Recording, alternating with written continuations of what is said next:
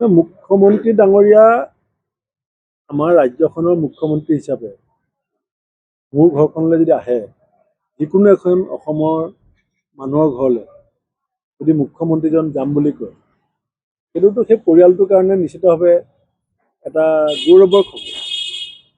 আমাৰ যিকোনো এজন অসমৰ চিফ ছেক্ৰেটাৰী যদি কালি আমাৰ ঘৰলৈ আহিম বুলি কয়, কোনোবা এজন আমাৰ অসমৰ আগশাৰীৰ নেতা আহিম বুলি কয়, সেইটো তেওঁৰ এটা আহিবলৈ ইচ্ছা প্ৰকাশ কৰিছে।